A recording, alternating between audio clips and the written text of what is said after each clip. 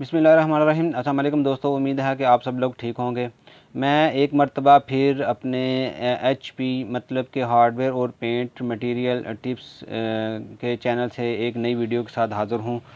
तो आप लोगों से हमेशा की तरह रिक्वेस्ट है कि आप इस चैनल को ज़रूर सब्सक्राइब करें, क्योंकि हम इसमें हार्डवेयर और पेंट से रिलेटेड काफ़ी सारी चीज़ों के बारे में आप लोगों को अवेयर करते रहते हैं, उनका ओवरव्यू देते हैं, कंपैरिजन देते हैं, ताकि आप लोग इससे फ़ायदा हासिल कर सकें। क्योंकि हम जो है ना रोज़ जो है ना हमें इन चीज़ों से वास्ता पड़ता रहता है, हमें हार्डवेयर और पेंट से रिलेटेड चीज़ों को ख़रीदना पड़ता है। तो इसलिए प्लीज़ आप लोगों से रिक्वेस्ट है कि आप इस चैनल को ज़रूर सब्सक्राइब करें। आज मैं अपनी इस वीडियो में थोड़ा सा पेंट से रिलेटेड चीज़ों को कवर करने की कोशिश करूँगा। ये बहुत ही सिंपल और आप सब लोग इन चीज़ों से अवेयर होंगे, लेकिन फिर भी आप इस वीडियो को एंड तक ज़रूर देखें, क्योंकि ये आपको बहुत फ़ायदा देगी और ये आपके लिए बहुत सी नई चीज़ों के बारे में नॉलेज मिलेगा आपको इस नई नई चीज़ों से। और दूसरे नंबर में मैं इसमें एक ऐसी बीमारी का ज़िक्र करूँगा जो कि बहुत ही बुरी है, और ये काफ़ी जो पेंट की इंडस्ट्री है इसमें काफ़ी जो है ना वो शरारत कर चुकी है, और इससे छुटकारा एक अब नामुमकिन सी चीज़ नज़र आती है। तो शुरू करता हूँ अपनी वीडियो। फ़र्स्ट ऑफ़ ऑल ये है कि हमें ये देखना है कि पेंट में होती क्या क्या चीज़ें हैं। तो दोस्तों, सबसे पहले जो हमारा पेंट है वो दो चीज़ों पे मुश्तमिल होता है। एक होता है ऑयल बेस पेंट होता है, और एक वाटर बेस पेंट होता है।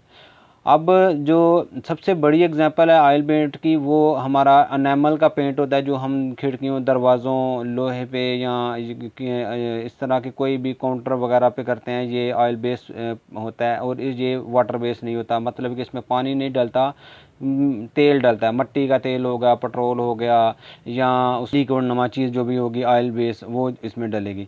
अब इसमें फर्दर होता है एनामल होता है, फिर मैट एनामल होता है। मैट जो होता है वो उसमें चमक नहीं होती है, एनामल में चमक होती है। फिर उसके बाद वार्निश आती है इसमें, फिर कुछ चीज़ें और आती हैं, लेकिन मोस्टली जो है ना ऑयल बेस में वो मोस्टली जो यूज़ होता है वो एनामल होता है, वार्निश होती है और मैट होता है। दूसरे नंबर पे जो दूसरी कैटेगरी बनती है पेंट की, वो बनती है वाटर बेस।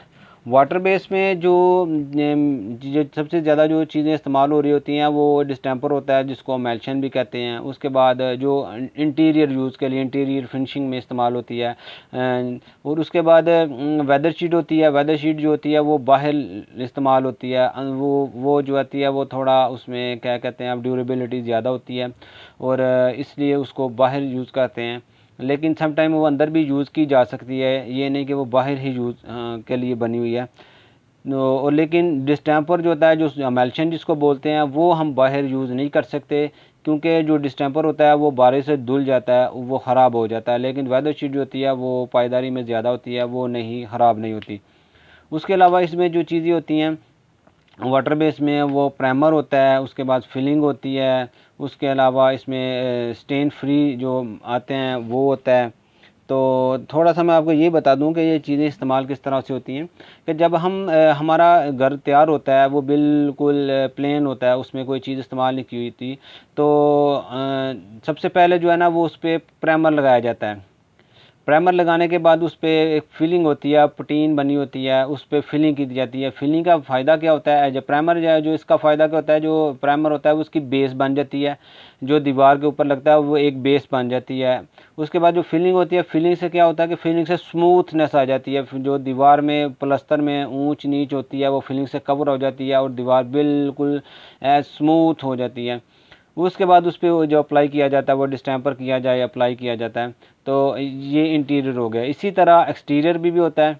एक्सटीरियर बाहर का जो एक्सटीरियर प्राइमर लगता है, उस पर भी एक्सटीरियर वाल पट्टी जो होती है, फिलिंग उस पर को भी बोलते हैं, वो भी लगती है। फिर उसके बाद उस पर वेदर शीट लगती है।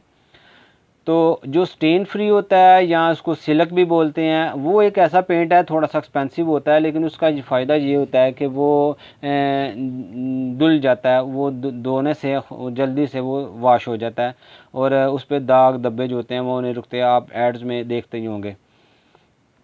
तो ये दो कैटेगरी हो गई। उसके बाद जो अगली चीज़ है जो मैं आपको बताने वाला हूँ, वो एक जो पेंट की इंडस्ट्री में एक सबसे बड़ी बीमारी है, वो बीमारी ये मैं आपके सामने रखने लगा हूँ, ये हैं। मैंने कोशिश की है कि जो ये कंपनीज़ के हैं, ये उनको मैं एक्सपोज ना करूं ताकि कोई प्रॉब्लम मुझे भी ना आए। तो ये चीज़ें हैं, ये कार्ड्स हैं, और ये कार्ड्स नहीं है, ये पैसे हैं, मतलब कि ये टोकन्स हैं। अब ये टोकन जो है ना, ये एक ऐसी बीमारी लग चुकी है पेंट की इंडस्ट्री में जिससे छुटकारा जो है ना एक नामुमकिन सी बात हो चुकी है। तो इस हवाले से मैंने शॉपकीपरों से भी बात की और रंगसजों से भी बात की। जब मैंने शॉपकीपर से बात की कि ये जो आप ये किसको देते हैं, तो उन्होंने मुझे क्लियरली कहा, जी हमारे पास ये जो कार्ड जो भी लेके आ जाए, हम उसको ये वाला कार्ड जो है ना, ये कार्ड उसके पैसे दे देते हैं। और जब मैंने रंगसाज से बात की, जी आप ये इसके पैसे आपके तो नहीं बनते, तो उन्होंने कहा जी कि जो हमारा हक होता है, ये हमने ही पैसे लेने होते हैं, ऐसा नहीं है कि हमने इसके पैसे इसके मालिक ने नहीं लेने होते। तो दोस्तों, अब थोड़ा सा मैं एक्सप्लेन करूँ आपको इस हवाले से कि एक तो दो कितने किस्म के अब जो है ना ये टोकन हो रहे हैं और क्या क्या मार्केट में हो रहा है। इसमें दोस्तों ये है कि सबसे पहले तो ये है कि ये कार्ड हैं, ये आपके सामने मैंने जो कार्ड रखे हैं, ये कार्ड हैं, इन पे मुख्तलिफ होते हैं। कोई 100 है, कोई 50 वाला है, कोई 500 वाला है, कोई 1000 वाला है, कोई इससे भी 1500 रुपये वाला भी होता है। तो ये कार्ड के ऊपर थोड़ा सा मेंशन होता है ये कि ये कार्ड कितने वाला है, और डिफरेंट कंपनीज़ का ये डिफरेंट होता है। मतलब कि गैलन में जो होता है, एक 4 लीटर वाली गैलन होती है, उसमें 100 से 300 तक जो होता है वो टोकन होता है। इसी तरह जो 16 लीटर वाली बड़ी जो बाल्टी होती है, उसमें आप कह लें कि ये 400 से स्टार्ट होता है और 1500 तक जाता है। ये जो उनकी बात कर रहा हूँ, ये जो कार्ड्स निकलते हैं। अब उसके बाद क्या आता है, उसके बाद होता है कि कुछ ऐसी कंपनीज होती हैं जो अपना कार्ड नहीं डालती हैं। वो कहती हैं कि जी हम टोकन के बगैर जो है ना शॉपकीपर को देंगे स्टॉक। अब सबसे जो बड़ी मुसीबत है अब दुकानदार के लिए कि उसने उन पे भी उनको उनको टोकन देना पड़ता है, जो कारीगर है उसको। उसकी क्या वजह होती है कि अगर तो वो देखें अच्छा माल है, वो क्वालिटी में भी अच्छा होगा, लेकिन वो जब मालिक लेके जाएगा घर लगाने के लिए, तो वो रंगसाज उसको बोल देगा, यार ये कि आप ले आए, ये तो माल ही 2 नंबर है। मीन के एक तो लालच, ऊपर से ये एक प्रॉब्लम के वो जो मालिक है उसको डबल माइंडेड कर देना कि भाई जो चीज़ आप लेके आए वो तो गलत लेके आए, आप तो अच्छी चीज़ लेके आए, जिसमें कुछ निकलना हो या ना निकलना हो वो एक अलग सी बात है, लेकिन वो उसको डबल माइंडेड ज़रूर कर देंगे इसलिए कि वो लेके आए। हाँ, कौन सा लेके आए वो बोलेंगे, वो वाला लेके आए जिसको वो चाह रहे होंगे।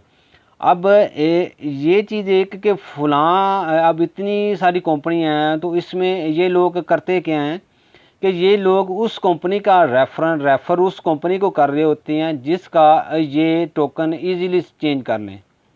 एग्जांपल इस तरह से दे देता हूँ कि आपके एरिया में 10 दुकानें एक कंपनी की हैं और बाकी 5 दुकानें जो है ना वो एक कंपनी की हैं, तो ये प्रेफर उस कंपनी के माल को करेंगे जो 10 दुकानों पे पड़ा होगा, क्योंकि इनका टोकन कहीं भी चेंज हो जाएगा। तो अब जो इसके बाद जो आती है अगली जो मुश्किल बनती है, वो उसके लिए मालिक के लिए या दुकानदार के लिए कि वो ये साबित करना कि ये माल आपके लिए अच्छा है और बेहतर है। उस क्योंकि वो बंदा जो रंगसाज है वो तो एक टेक्निकल बंदा है, वो तो कुछ ना कुछ उसमें डाल के उसमें प्रॉब्लम करके तो वो साबित कर देगा कि जो आप गलत माल लेके आए। अब जो मेरी ऑब्ज़र्वेशन और मैंने जो मार्केट से जितना ऑब्ज़र्व किया है, जो मैंने एक्सप्लोर किया है, उसमें मैंने निचोड़ ये निकाला है कि मैं आपको रेफ़र कोई कंपनी नहीं कर रहा हूँ कि आप फ़लाँ कंपनी का लें वो बहुत अच्छी है। मैं आपको रेफ़र ये कर रहा हूँ कि आप जब भी पेंट लें तो आप किसी ट्रेडमार्क कंपनी का लें बस। कि ट्रेडमार्क कंपनी होगी, कम अज़ कम उसको अपनी एक गुडविल का एहसास होगा, गुडविल की उसको फ़िक्र होगी, वो अपना पेंट फिर भी अच्छा बना रहे होंगे। लेकिन जो ट्रेडमार्क कंपनी नहीं होगी, वो हो सकता है कि वो थोड़ा सा उस तरह का ना कर रहे हों। तो ट्रेडमार्क कंपनी आप उस पे देख सकते हैं, उन्होंने मेंशन की होती हैं कि ये जी ट्रेडमार्क है या नहीं है। तो इस हवाले से आपको मेरा ये थोड़ी सी इन्फॉर्मेशन थी जो मैंने मार्केट से कलेक्ट की इस बारे में दोस्तों आपको किसी किस्म की कोई इन्फॉर्मेशन मज़ीद चाहिए हो तो आप कमेंट्स में मुझे पूछ सकते हैं। मैं इंशाल्लाह उस पे आपको या तो वीडियो बना दूँगा या फिर आपको मैं उसका रिप्लाई ज़रूर करूँगा। तो ये छोटे से एक मेरा ऑब्ज़र्वेशन थी 2-3 दिन की। अपना ख़्याल रखिएगा। बहुत शुक्रिया। अल्लाह हाफ़िज़।